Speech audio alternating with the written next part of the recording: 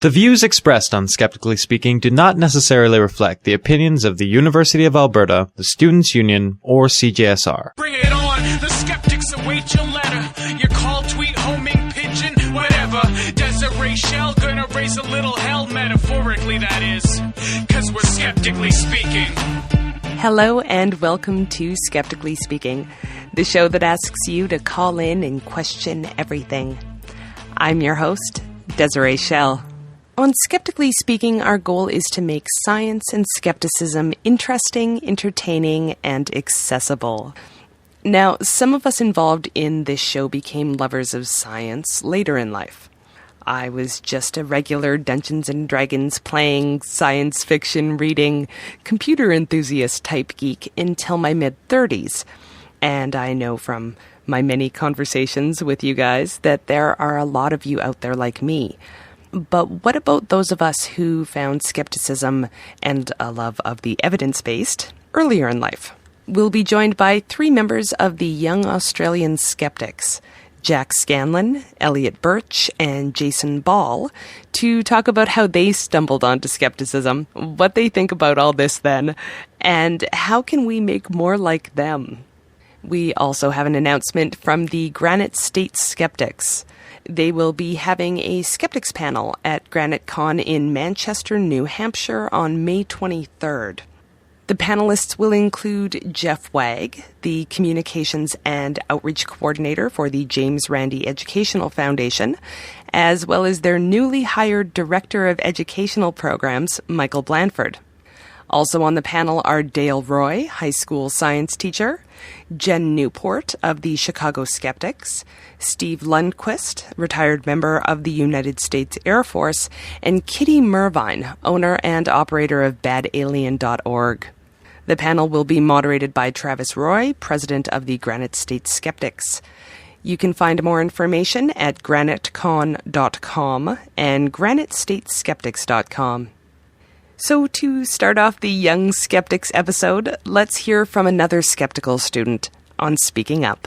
We're here today with Alex Swan, a student at California State University Northridge, one of the members of the Woo Fighters.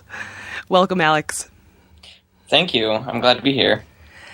So explain who and what the Woo Fighters are. Well, the Woo Fighters is a skeptic organization. We want to promote critical, skeptical, and scientific thinking at a student level, pretty much on universities. We got started last semester and were recognized as a club/organization on Northridge's Associated Student Body. That's what we want to do. We want to start promoting scientific skepticism and defending science. So how do you define woo? What is woo? Well, on our website, woofighters.org, there's a great page on what woo is. There's a number of definitions. It seems to stem from woo-woo, according to the Skeptics Dictionary, refers to ideas considered irrational or based on extremely flimsy evidence or that appeal to mysterious occult forces or powers. So pretty much anything that you can think of that's not based in rational thinking or science or anything like that. My favorite is cryptozoology, like Bigfoot, Nessie, those kinds of things. So how did this group come about? Barbara Drescher, our faculty advisor, pretty much got me started in thinking skeptically when I took her experimental psychology class as an undergrad. She really opened the door on what it actually meant to be a skeptic as opposed to a cynic. Last semester, I started my psychology master's degree. She approached me and a couple of other students that she had taught or known that are in the same boat as me, and she wanted us to get started on this club, and I thought it was a really great idea, and we just went for it. It was kind of difficult to get off the ground a little bit, kind of find the members necessary, the rules for the campus forming a club and that kind of thing, but we got chartered this semester, so. There's many universities with atheist groups, but I haven't heard of any with skeptics groups. Neither have I, and that's a great place to start on a university. We're working towards a broader national organization, and we hope to plant some seeds in some students' minds all around the country and hopefully the world. That'd be pretty awesome. To start these clubs, Woo Fighter chapters, if you will, on different universities, because I think Woo Fighters is a lot broader than an atheist-oriented club. Mm-hmm. How so? Well, we tackle a lot more things than just religion. We tackle things like The Secret, Dianetics, 2012. Well, that's kind of religion, but not what I would assume a typical atheist club would devote their time to. I think that they would devote their time mostly to intelligent design, that kind of thing. Like I said, we're broader than that. Yeah, we would focus on intelligent design, but there's a lot of things out there. Well, how relevant do you think this is to other students? Do you think they're particularly vulnerable? In my view, and this is just me speaking, there's an apparent lack of critical thinking on college campuses these days, and kind of annoys me, irks me that students don't critically think. They learn to take tests. Critical thinking is extremely important because whatever degree they're getting, you still got to be able to be an effective member of society, and that involves being able to critically think. So how do you sell them on this? I haven't reached that point yet. Okay. We're trying to get members still. One of the things I am saying to people is, do you want to have fun? Because I think fighting Woo is fun. Bringing light to some of the weird things out in the world is super fun. Providing forums for discussion is one of the things that we're going to start aiming towards in the next year or two. That's all I really have right now by way of convincing people that this is good. Enthusiasm helps, in my experience. Yes. You definitely got to tell people that it's going to be fun. So you specifically mentioned that you'll be producing and providing education resources. Is the blog a part of that? The blog is the first step in that. I think we've been active posting, not including the first post by Bard Drescher, for about 3 weeks now. And we have already 2 pages of blog posts. We've gotten hits, comments, stuff gets retweeted, stuff gets posted on Facebook. I mean, we're proliferating out there with the blog, and I think that's the first line of defense against Woo. So how would skeptical education resources be different than purely scientific resources? Purely scientific resources focus on the science, of course, but they disregard the stuff out there that's Woo-based. You don't learn about free energy and what that really means and how it's not really free and it's not really energy. Science doesn't really tackle in purely scientific literature that's given to students ghosts, anything like that. And there's a lot of stuff out there that makes people think, wow, this stuff really works. You walk down the street and you'll see 5 psychics, tarot card readers, Those people wouldn't be in business if people knew the value of psychics.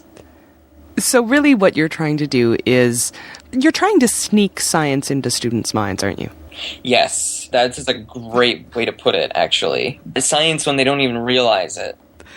So do you think that students speaking to students about skepticism is going to be more effective in the long run? I tune student speakers out less than I tune out my professors. That's a very valid point. So you mentioned that you'd like to see Woo Fighters expand into other schools. How can people do that?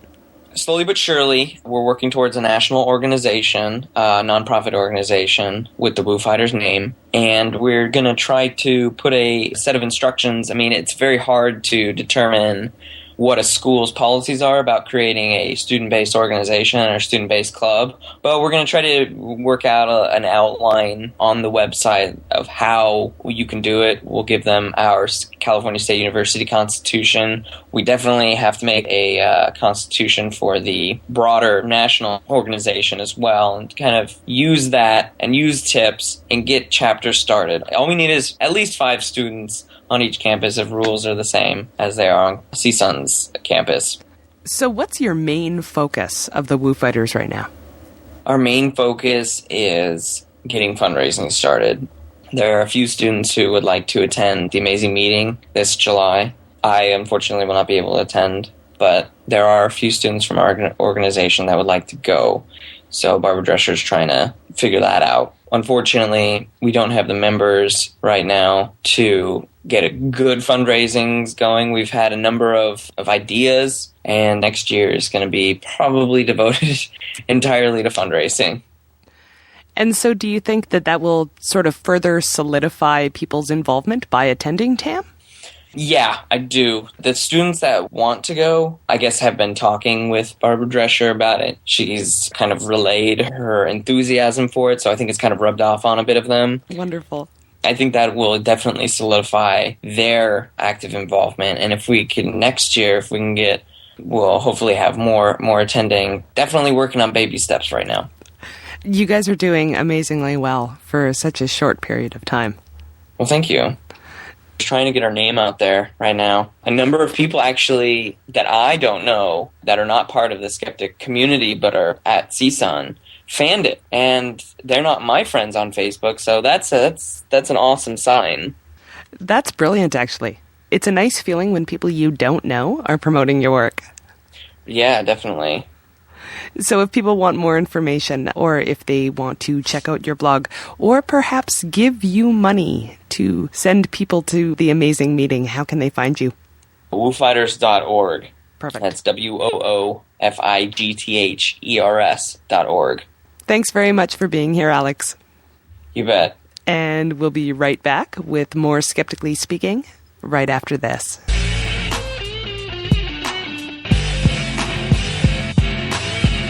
You were listening to Skeptically Speaking, either through the wonder of podcast technology or the generosity of one of our rebroadcasting stations.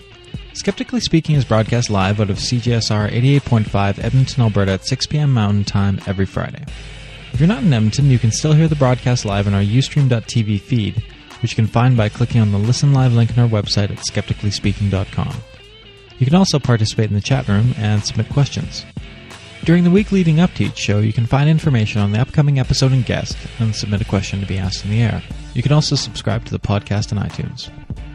Our deepest thanks go to those stations who donate their valuable airtime to our program, including Citywide LPFM 99.1 FM in Madison, Wisconsin, CILY Kootenai Cooperative Radio 93.5 FM in Nelson, 96.5 FM in Crawford Bay, and 107.5 FM in New Denver, British Columbia, CIVL 101.7 FM in Abbotsford, British Columbia, CJAI Amherst Island Public Radio 92.1 FM in Stella, Ontario, CLHI Rosslyn Radio 101.1 FM in Rosslyn, British Columbia, Free Thought Radio, WPRR Public Reality Radio 1680 AM in Grand Rapids, Michigan, CIDO 97.7 FM in Creston, British Columbia, UMFM 101.5 FM in Winnipeg, Manitoba, CFAD 92.1 FM in Salmo, British Columbia, CKOA FM The Coast 89.7 FM in Cape Breton, Nova Scotia, and CKMS 100.3 Sound FM in Waterloo, Ontario.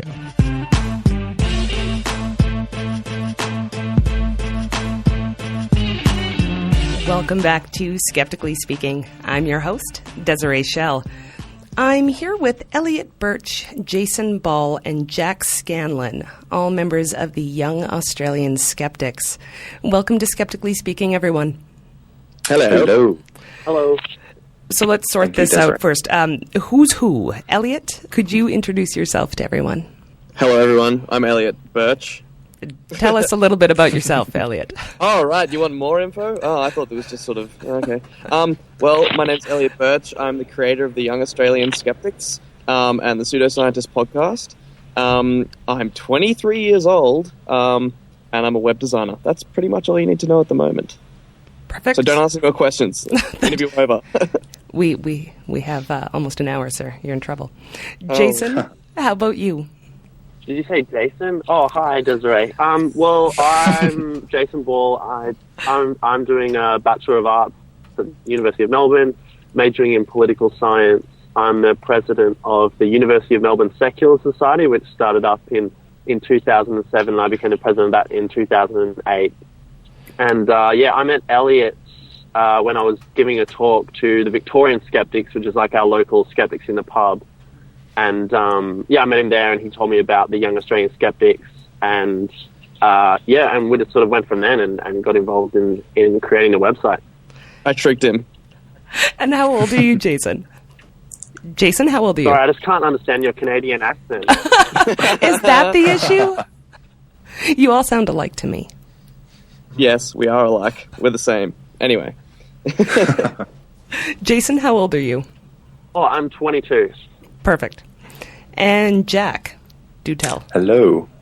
Yes, I'm an 18-year-old first year science student at the University of Melbourne, and because of the way the University of Melbourne has changed its degree structure, I can't really say I'm majoring in anything at the moment, but I would like to major in genetics, specifically evolutionary biology.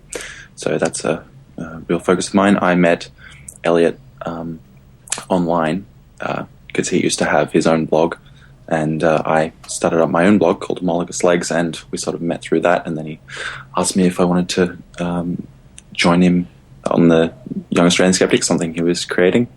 So I said yes, and then I first met Jason as well at the Victorian Skeptics talk. I think I was there as well. That was one of the few ones I actually went to, so I don't go to them very often. Jack's a YouTube celebrity, that's why we got him on the show. I'm not. I used to make YouTube videos about evolutionary biology and creationism, but I don't really anymore because I don't really have any time because I'm too busy blogging and doing Young Australian Skeptic stuff. So you've stolen my fame. You've taken that away from me, guys. Jack also has an IQ of 280 and just makes us look stupid, so we thought we'd get him in. That's completely untrue. So how did you guys discover skepticism in the first place? Well, I was walking on a beach and I found a watch. No, I'm kidding. I've heard that story. No, I read The Ancestor's Tale by Richard Dawkins, and then I realized that the universe was amazing, and I decided to learn more about it. And then I just sort of got into skepticism and atheism and all that sort of good stuff, and that's how I sort of got into it. It was really weird. It's not the usual way people get into it. I got to go on exchange in my senior year, and I went to the USA, and I was situated in Kansas, which I'm sure you guys know is, the buckle of the Bible Belt. And I went to high school, and I was the only kid in my class that believed in evolution. And I was there the same year that they introduced intelligent design into the high school curriculum, the same year they voted to ban gay marriage. So I sort of got involved in the community and started reading a lot by sort of witnessing firsthand the impact that sort of fundamentalist Christianity were having on that community. And then when I came back to Australia, I was really interested, and I started to see the impact that religion was having in Australia, and I started to form an appreciation for critical thinking and science through that. Next. Well, I got interested in skepticism. It was sort of I'm not sure. It was a sort of a gradual process. Like most people, you don't really come to a point where, wow, I'm a skeptic or something. It's sort of just you become gradually immersed in the skeptical movement. I obviously like a lot of people, I started by listening to podcasts like the Skeptic's Guide to the Universe and Skepticality, things like that. It was mainly through my blog. I got in touch with Kylie Sturgis, who runs and writes the Pod Black blog, which I recommend you all check out because that's a really excellent blog. She sort of got me in contact with a lot of other people who were in the skeptics movement, and then I sort of went through there. Like I said before, I sort of came in through YouTube. So I'm not really sure. I can't, because I have a terrible memory for my past. I can't really remember how I got into YouTube. But yes, it's a gradual process. Well, in Alex Swan's case, the gentleman from Speaking Up, he had a teacher that introduced him to skepticism. Were you impacted at all by a teacher at any point?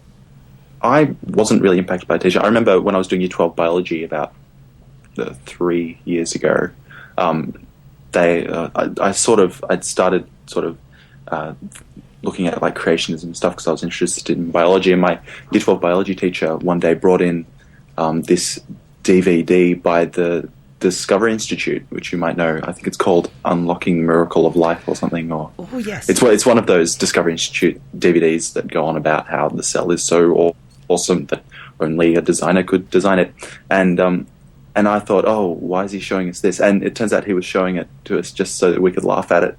And it was quite amusing. So I'm lucky that he did that. That wasn't that was certainly an influence, but it wasn't like the main thing that drove me to the skeptical movement. I think I had the opposite experience in high school. Like when I was doing science, I found it really boring. Like the way that they were teaching science, it was just a whole bunch of facts rather than, science as a way of thinking. And as Richard Dawkins says, it's the poetry of reality or something like that. And that sort of inspiring talk, never got drilled into me in high school at all. And it wasn't until after high school and after I started, reading books by people like Stephen Jay Gould and Richard Dawkins and Carl Sagan that I actually found science to be inspiring and a cause sort of worth standing up for. Yeah, I'm very similar to that. I think during high school I didn't do science at all. I was an arts student, which was a bit silly to be honest. But then I left school, and 3 years on is when I sort of discovered skepticism. And I was at college, and there was no teachers that really helped me out. But I'm pretty sure I chewed their ear off. So I had a few good debates with some teachers and stuff like that, and made myself look like an idiot in class, but it was good fun, and that's sort of how I started out. I didn't have any mentors or anything. So all this brings us to the Young Australian Skeptics. So what is that entity? Well, it's a website where people can write blog posts.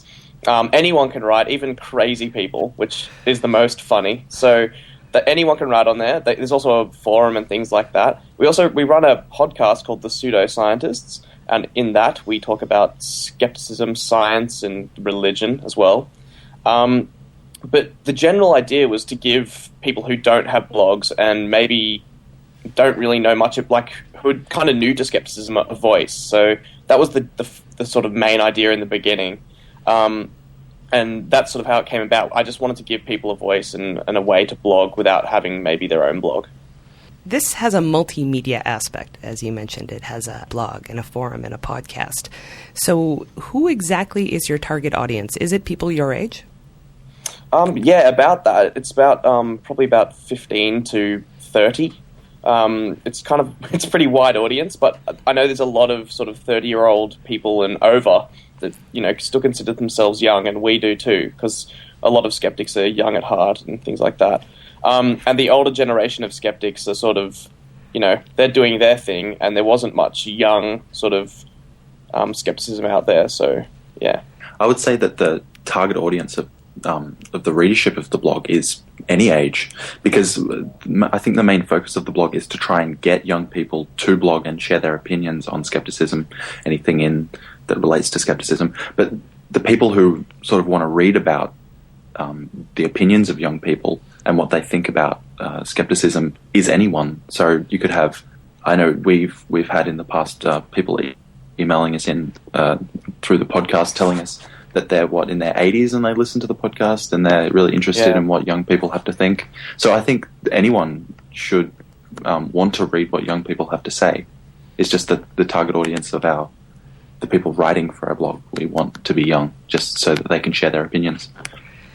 That's correct. Now, the podcast also has interviews. It has streeters.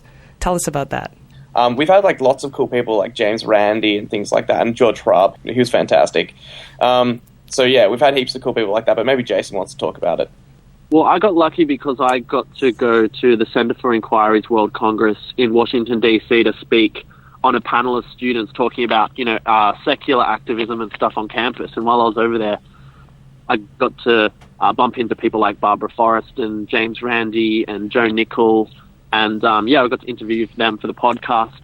But one of the things that we do in the podcast is a segment called On the Street, where we sort of do a vox pop with just everyday people and try and get their thoughts on science and skepticism and the sort of issues that we like to talk about. And I think it's been a really good way to try and get us outside of the skeptical community in a way. Like a lot of the time, skeptical podcasts and blogs, it's a very in-crowd sort of thing. There's a lot of in-jokes. And I think doing On the Street is a way to sort of think outside the box and sort of actually remind us why we're doing this and what general people think, or people who maybe don't have a science background, or, just everyday people. And it's been really interesting. Sometimes we get people who are totally skeptics, but they didn't even know that the word skepticism existed or that there was a skeptical movement.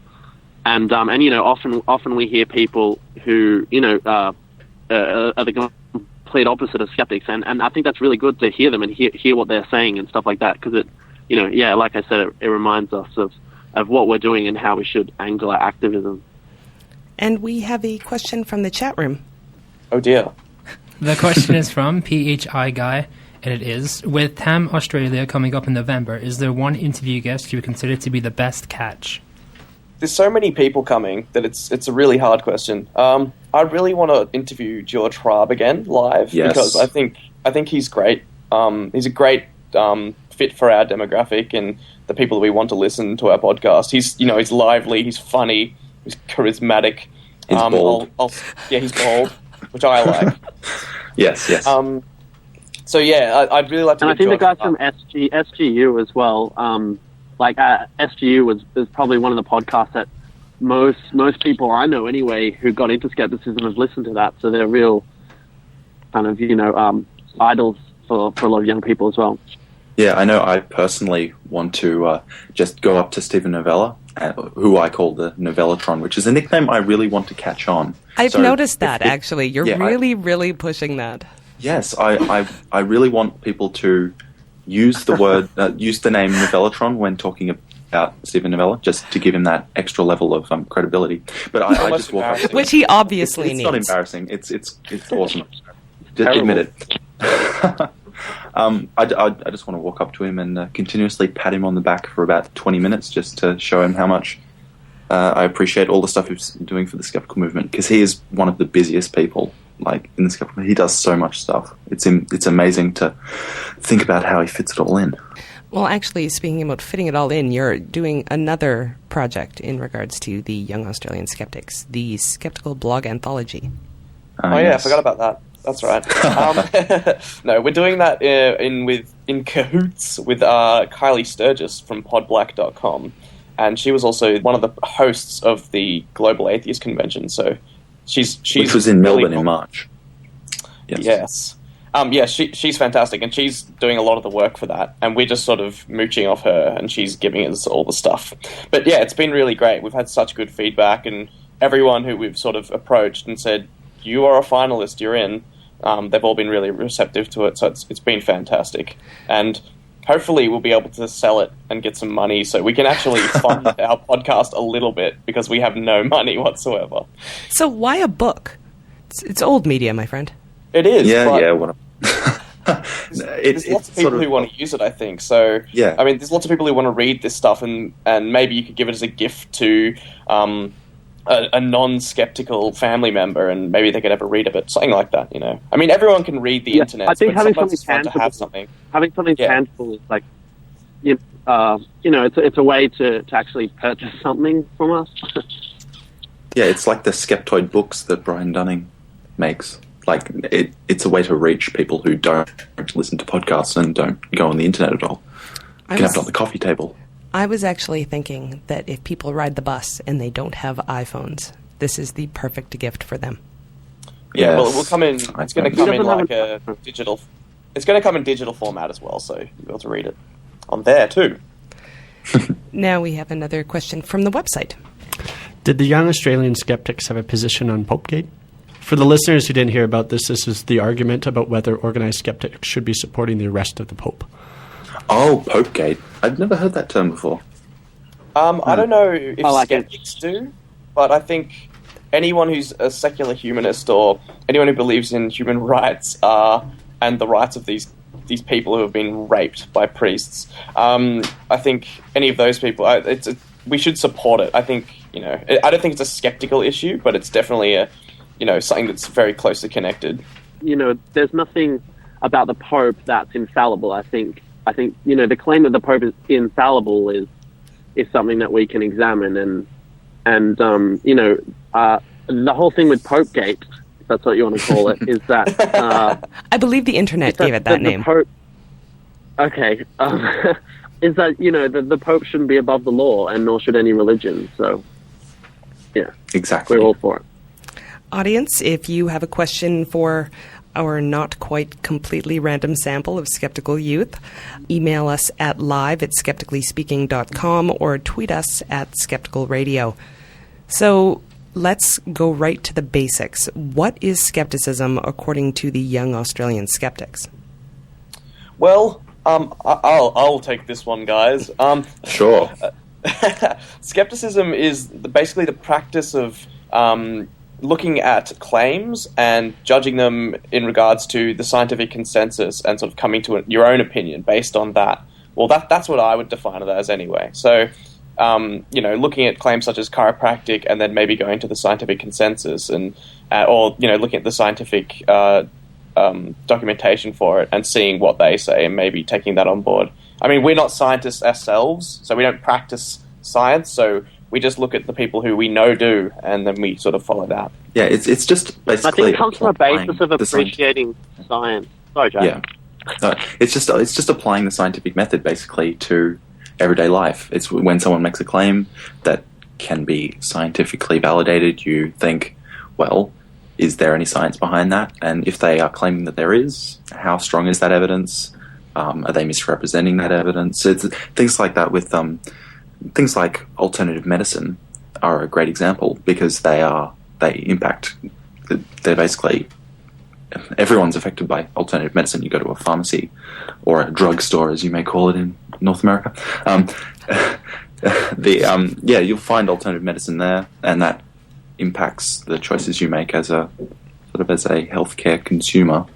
You have to sort of judge whether the evidence is behind the claims that those people are making. So yeah, skepticism is just is a process that you can apply to basically every part of your life, and it's very rewarding because it usually reveals what is true and what isn't. A little bit like Jesus Christ, wouldn't you say? Yes, I would say that. I'm kidding. I'm not really just going to assassinate you with Jesus Christ right now. So, yep. Do you find that that's the general consensus around the term skepticism? Yeah, I'm pretty sure there's a general consensus of what it is. I don't know, if there wasn't, then I think we'd be seeing a lot more debate on what it is. But since it's pretty clear cut that it's about science and just applying the scientific method, then yeah. I don't know. I think within the general public, the word skepticism is just a negative thing. I think they think, if you're skeptical of something, it's almost like you're cynical of, you're a cynic, and it's, whoever's opinion is coming at you is wrong automatically, but it's not that, we are different to what you would say just a normal skeptic. Like if you say a climate change skeptic, a lot of climate change skeptics, criticize us for not being true skeptics because we're not skeptical of everything. So that's, yeah, it gets a little bit crazy, but we sort of draw the line on certain things. Like, science is something that we believe in, and we're not skeptical of science. Like we're skeptical of scientists, but we're not skeptical of the scientific method. Yeah, Elliot, are you skeptical of your skepticism? A little bit. It's an infinite regress. Yeah, I'm exploding. It seems, though, that there are different perspectives out there. Maybe we're talking about different terms here. What about the concept of skeptical community versus skeptical movement? It's a tricky one. Yes. I think they're one and the same because through the movement there is a community now. I mean, everyone a lot of people know each other now, I feel like. I mean, since getting into this, I've met so many skeptics from, the Americas and Britain and things like that. So it's been fantastic. And I think that sort of gives us a sense of community. I mean, everyone got behind Simon Singh with the chiropractic stuff. So that was a great sense of community. And I think they're one and the same, to be honest. I think that the skeptical movement is sort of the drive of the skeptical community to push skepticism and skeptical thinking into the general population. So I think you can think of, it's kind of obvious when you think of the words, but the skeptical movement is the movement of the community to grow larger. So I think that the sort of the push to make other people think critically is the movement, while this community is the people who are trying to spread the word. Consider that stolen. Absolutely. Damn it. So, But there definitely is yet another division. And there's should skepticism automatically include atheism? Is skepticism the same thing as atheism? Well, I don't know. Jason, do you want to talk about this? This is kind of your field. Yeah, I think it's important to note that they're not the same thing. But I think that this is my personal opinion that most skeptics would be atheists, but I think it's not necessarily vice versa. Not all atheists are skeptics. I think, or at least agnostic. I think that in order to be a skeptic, in order to live your life based on reason and science, to accept things based on faith sort of seems to be in contrary to that. But I think, I know that you might have some Christian skeptics. Desiree, is that right? Absolutely. How would they sort of define their position as being Christian skeptic? Because I think in Australia, we're not really a sort of very religious country. We're pretty secular. And often because Christianity isn't something that's so ingrained in our community, I suppose it's possibly the same as in Canada, but because it's not so ingrained, it's often, I think, in America there would be more of a phenomenon of Christian skeptics because skepticism is so invasive in everyone's life and in how they're brought up. And it's sort of harder to distance yourself from. The Young Australian Skeptics, I mean, we sort of take a stronger stance on it because most of us, I mean, if not all of us, are atheists anyway. So we sort of take that sort of stance and we push it a little bit more than other skeptics would. And we've been criticised in email and stuff about that before. But honestly, we don't really care. We think it's very, very closely connected. Atheism, I mean, it comes, like, my atheism came from skepticism, so I think it's the logical step. That's my personal opinion, but I don't know. People might disagree with me, but that's what I think anyway. I think mine was the opposite because I felt like I was an atheist before I was a skeptic, but I felt that when I discovered skepticism, it sort of meant I've realized that atheism, my justification for being an atheist was a lot about what skeptics are all about, which is, having an appreciation for science as a way of knowing and only accepting claims if they're based on evidence. Ditto. Yes. Ditto. Good. All right. If you have a question for the Young Australian Skeptics, email us at live@skepticallyspeaking.com or tweet us at Skeptical Radio. And we have a question from the chat room. How closely are the various local skeptic groups in Australia connected to each other or to the National Australian Skeptics Organisation? How much do they communicate or work together? Well, there's a massive cohesion. I mean, everyone sort of knows everyone here. I mean, we have a good connection with the Sydney Skeptics. We're in Melbourne. We're based in Melbourne, which is down south. It's better than Sydney. Yeah. So there's no real national organisation. There's the Australian Skeptics, but they're really just the New South Wales Skeptics. So we all call ourselves the Australian Skeptics, but it's very loose. It's a very loose term, as the Australian Skeptics are actually Australian Skeptics Inc. So there's a little bit of separation. I mean, a lot of within most skeptical and free-thinking communities, there seems to be a bit of disconnect between each group. Like, there's sort of rivalries every now and then, but for the most part, we all sort of work together. Like, we work with Carly Sturgis, who's in Perth, and we work with people who are in Sydney and all sorts of places, and Canberra as well. So, I mean, yeah, there's lots of cohesion there. So would you say you feel welcome within the broader skeptical community? Definitely. Oh, of course, yeah. Tell me a feel-good story. Look, we've had, like, obviously lots of contact with the Skeptic Zone podcast. We've held events. We held an event down in Melbourne where they came down and did talks, and we raised funds for the Young Australian Skeptics as well. So we've had things like that, and we've been on their podcast, and we've had them on ours and things like that. So there's lots of good love there, which is always fun. I love love. That sounded good. I was thinking that many of these skeptical get-togethers happen in pubs with drinking skeptically and skeptics in the pub. So what's the legal drinking age in Australia? 18. 18. So, Jack, you just turned 18. I don't drink. I'm sorry. I'm sorry to disappoint everyone. No, you cannot get me drunk at Thames. Australia, unless you spike my lemon lime bitters. So I like, though, Australian that- of you, Jack. I like shut that up. your initial response was to assume that people were going to buy you drinks. Of course they would, yeah. But what I'm wondering No. is, did that make it difficult to meet people? Because that's where a lot of the events happen. Just because you no. don't drink, you can still go to places where people drink. It's just you won't be imbibing some sort of alcohol.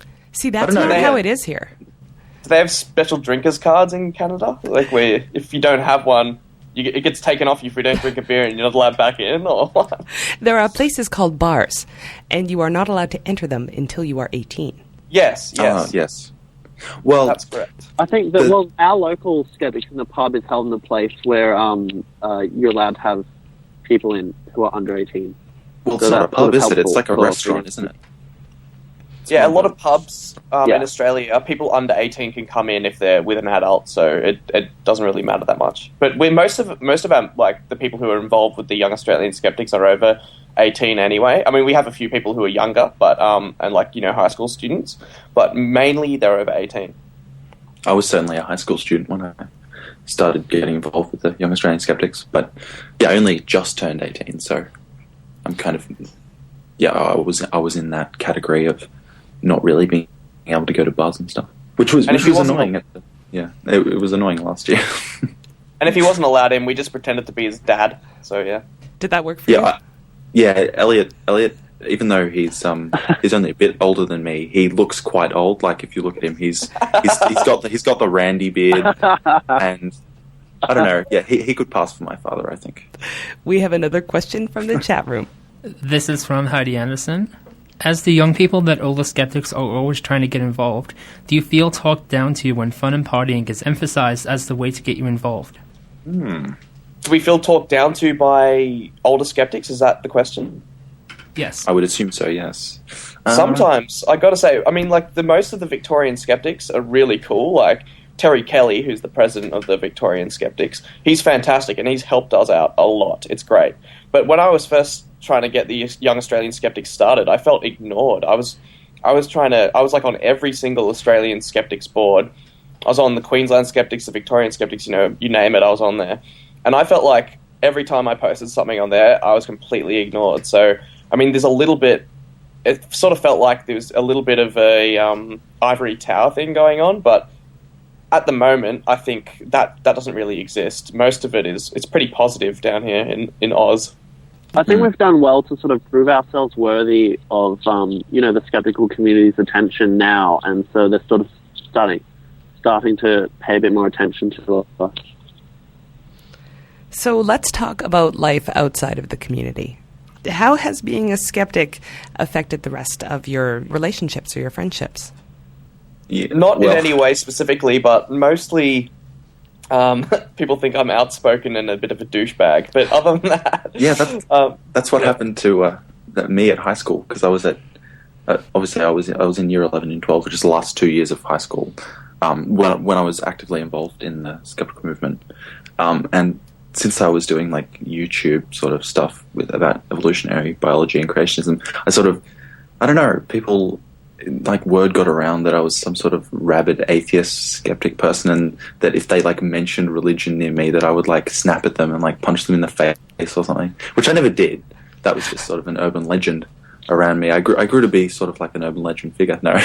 But I found that I've had that vibe around as well, from like all of the things that I post on Facebook or something. Like all of the links would be about skeptical stuff, or about homeopathy being owned or something like that. And then a lot of people, when I talk to them sometimes, have admitted that they were afraid to bring up some of these topics because they think I'm so opinionated.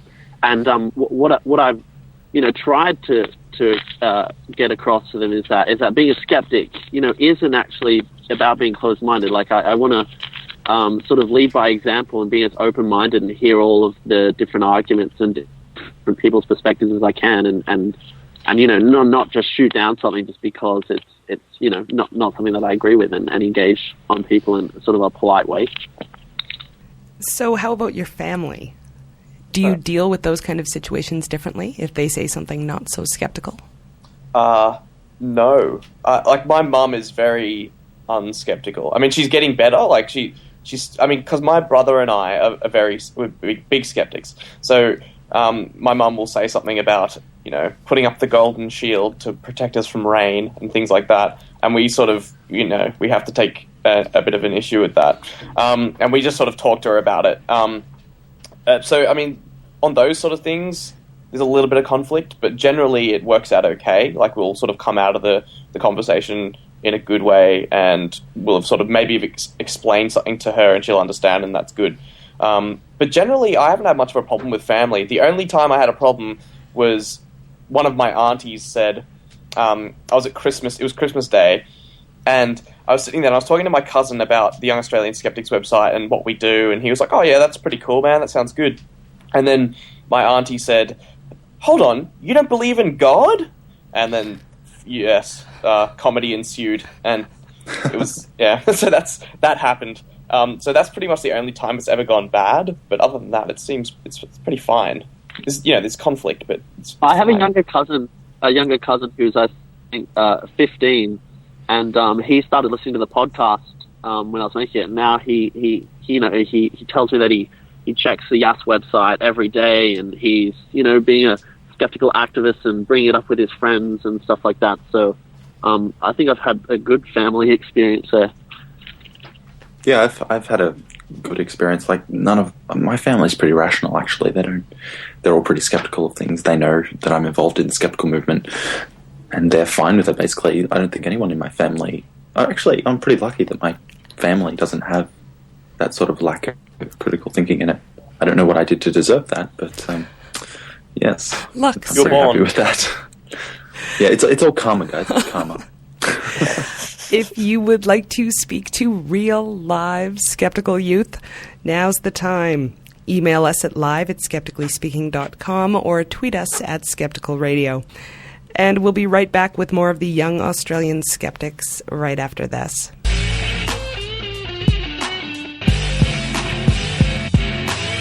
On the next episode of Skeptically Speaking, philosophy professor and author Massimo Pigliucci joins us to discuss his new book, Nonsense on Stilts: How to Tell Science from Bunk. We'll learn why people embrace pseudoscientific beliefs and how a widespread belief in bunk affects our culture. And on Speaking Up, noisy astronomer Nicole Gigliucci talks about her work on Dark Skies, Bright Kid, a project bringing after-school astronomy programs to public schools in Virginia. That's next week on Skeptically Speaking, Friday night at 6 p.m. Mountain Time. That's skepticallyspeaking.com. Welcome back to Skeptically Speaking. I'm your host, Desiree Schell.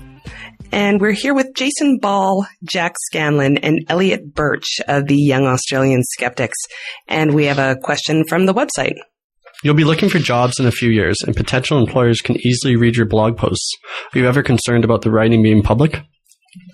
I'm already in a full-time role being a web designer and interface designer, and I've shown almost every job that I've gone for my website as an example of my work. So I've never had any adverse effects from it. I do get teased by some of my workmates who are religious and stuff, and I just think that's ironic.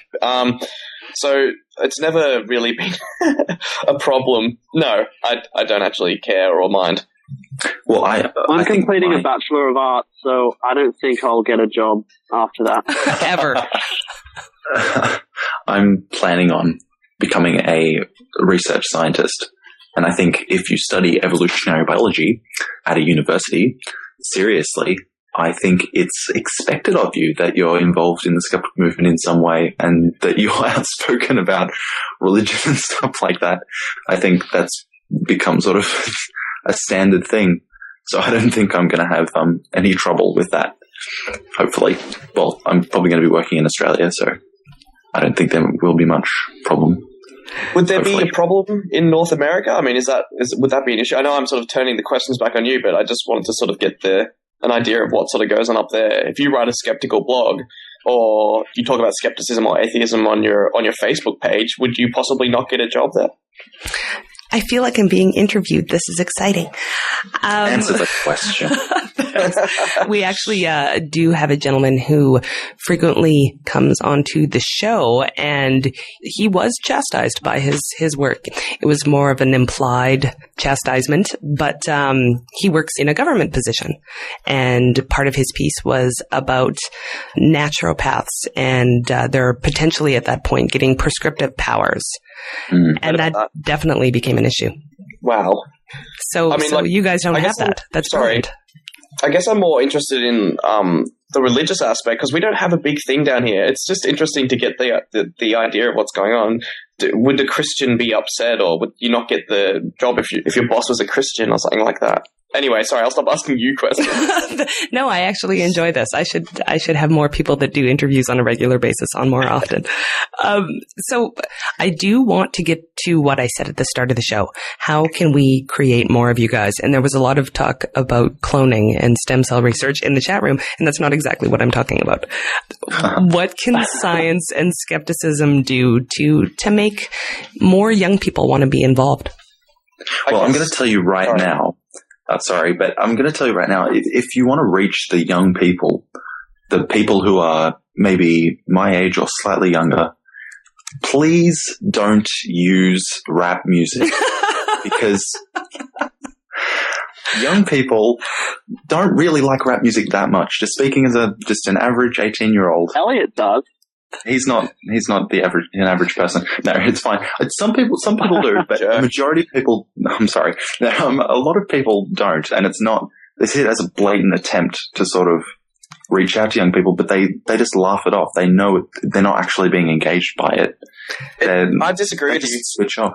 Really? Because I think if you do it in a smart way that's not like lame, like if you had Steve Novella like doing a rap about oh, come on, that would be awesome. That would be awesome. I would find that really lame, but someone like Graydon... You wouldn't? You'd find it awesome. I don't think I would. Someone like Graydon Square, who's an amazing rapper. Like, he's really good. He talks about skepticism and atheism in his music, and he's fantastic. And I think that's a perfect way to get to people. I know, I agree that there are people who do it well, but the problem is that the young people who don't like that sort of music aren't going to listen to it. They're not going to go, oh, I'll listen to it and see if it's good rap, even though I don't really like rap. I'll see if it's good, and then I'll make up my mind. They're going to sort of just turn off as soon as they hear it. It's not the way to reach people, I don't think. Yeah, I mean, there's lots of ways. There's lots of ways to reach young people. I mean, I guess a good step is using the internets, yes, which we are doing. We've grasped the power of the interwebs, and we're using it for good. So that's beautiful. That's one way. Before the show, we were actually talking about comedy as being a bit of a gateway drug to skepticism. Oh, yes. Jason Ball knows a few comedians, and we've been in contact with them. So we're hoping to get them on our podcast and sort of get ourselves out a bit like that. And that was one of our avenues for sort of getting ourselves out there to a wider audience by interviewing well-known Australian comedians and getting people to listen to us for that, and then going, hold on, these people are rational, and then maybe getting into it from that. So you've discovered one of our secrets. Yeah. Because a lot of Australian... That angle is about trying to find people who, don't identify within the skeptical movement, who are quite popular in the Australian community, and then highlighting what about their personality or what about their material is skeptical, and sort of trying to get new people who are already skeptics, but don't know about the existence of a movement or the existence of a word to define that. Yeah, because a lot of Australian comedians that are really like iconic Australian comedians that Australians love, especially young people, like Will Anderson, Josh Thomas, they're really quite skeptical and Tim Minchin, of course, because he's Australian. He's not English yet. I think he's got dual citizenship or something. But they're really well known, really well loved Australian comedians, and a lot of their content is actually skeptical in nature. So I think comedy is a really good way to reach young people, especially only really if you do it right. But we'll leave that to the experts. I don't think we're that great at comedy. We're okay, but we're not experts. Well, on that note, we actually have another question from the chat room. This is from Dread Pirate Mick. Does skepticism... You're making my question asker laugh. Sorry. Okay. Does skepticism need some sort of animal mascot? I thought there already was one. Me. No, I'm kidding. Well, humans are animals, so I think, yes, it does need an animal mascot, and that animal mascot is Elliot. No, I don't know. I thought we already did. I know the Australian Skeptics does, and it's a koala with a magnifying glass. It's a koala. What about the flying spaghetti monster? He's kind of a thing. He's not an animal, thing. It's a deity. That's true. I don't know. Look, let's not talk about what's an animal and what's not. I reckon we should have a pirate. A dread pirate, Mick. Yes, So Mick, you are our mascot. We have 2 minutes left to the show, and I do have to say one thing. I was thinking about this as I was looking over what kinds of questions that I could possibly ask you that you could answer with a straight face. And I'm just wondering, are we thinking about this all wrong? Because assuming we have to focus on the youth, are we going to change the things that attracted you to skepticism in the first place? I don't think so. I think I got attracted to skepticism just because I'm a weird person who likes to read fat books, and The Ancestor's Tale is the fattest of the fat. So I just chose that. I think we could make it way more marketable, and I guess that sort of ties into what we were talking about before with comedy and, using the internet and using blogging and things like that. So, no, I don't think it's about changing the content of skepticism and stuff like that. It's about, changing the way you get it out there by using, the latest technology and stuff, using blogging, using podcasting, using Twitter and stuff like that. Yes. Twitter's a good medium. We have far more unanswered questions, but that is our time for the day. So thank you very much, all of you, for coming on the show. No, thank you. Thank you very much, pleasure. So you can find Elliot, Jack, and Jason at youngauskeptics.com. That's young, A-U-S, skeptics.com. Jack, would you like to plug your personal blog? If I can, I shall. I have a personal blog called Homologous Legs, and that can be found at naontioTami.com, and I won't pronounce it because it will just make you confused.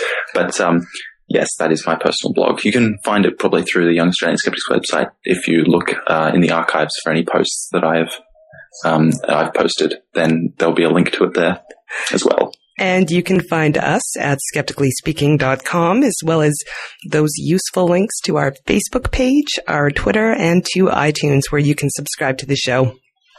Thanks for listening, and we'll see you next week on Skeptically Speaking. Bring it on. The skeptics await your letter.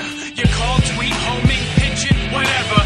Desiree Shell, gonna raise a little hell, break the spell of Pavlov's spells. Cause we're skeptically speaking, our mind reading tarot cards and witches, psychics, and their spoon-bending mind tricks. All the humbug, flim-flam, frauds and shams, the charlatan woo. I don't think you understand. It's the hocus pocus, out of focus locus, eroding the brain, making gains on the hopeless. Let the crystal ball fall, smash on the floor. Leave the pieces alone, we don't need them anymore. Just a microscope, telescope, magnifier, reading in between the lines of these lies. Bring it on. The skeptics await your letter. Your call, tweet, homing, pigeon, whatever. Desiree Shell, gonna raise a little hell, metaphorically that is. Cause we're skeptically speaking.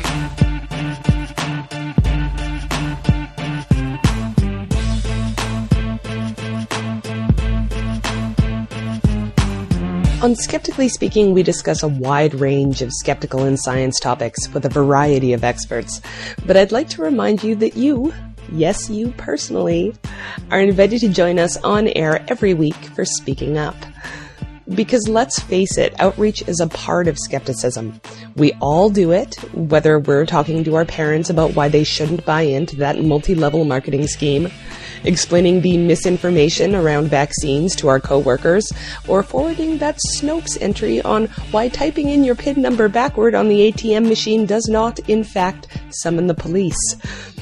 But if you want to take your skeptical activism one step further and reach a broader audience, we're here for you.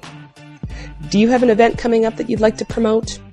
Or maybe you're a blogger that's been doing some great work and you'd like to talk about it? Or you'd just like to get some experience speaking publicly on a science or skeptical topic? What better way to get some real-world practice than on a friendly, rational radio show? If you're ready to have your say, do send an email to feedback@skepticallyspeaking.com. Put speaking up in the subject line, tell us a bit about what you'd like to discuss, and we'll contact you to set up your very own 10 to 15 minutes of on-air goodness. We're looking forward to hearing from you.